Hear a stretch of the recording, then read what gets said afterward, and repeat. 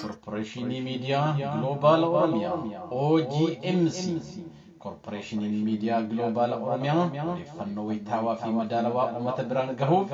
hayyootaa fi ogeeyyota gameeyyii biyya keessaa fi biyya alaa jiraataniin kan hundeeffame miidiyaa uummataati. OGMC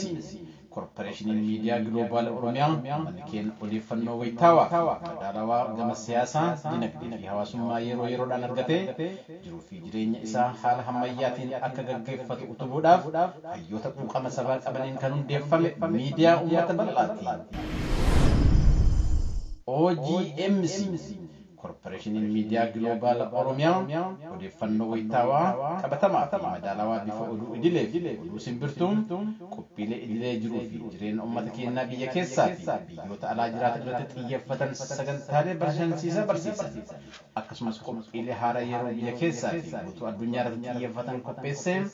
toora TV saataalaayitiin uummata biraan gahuuf qophii isaa xumurutti jira. OGMC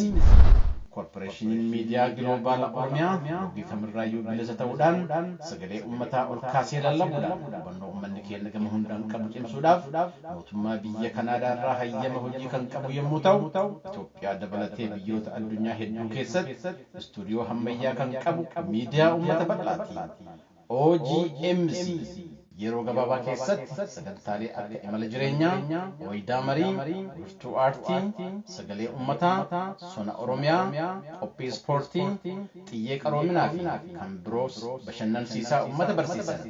ogeeyyota muuxannoo fi naamusa ogummaa qabaniin qopheessee uummata biraan gahu haal duree hunda xumurutti jira. OGMC galmi kenna uummata odeeffannoo wayitaawaa fi madaalawaa argateen dammaqee mirgaa fi qaama isaa baree jireenya qaroominaa jiraatu uumamee arguudhaan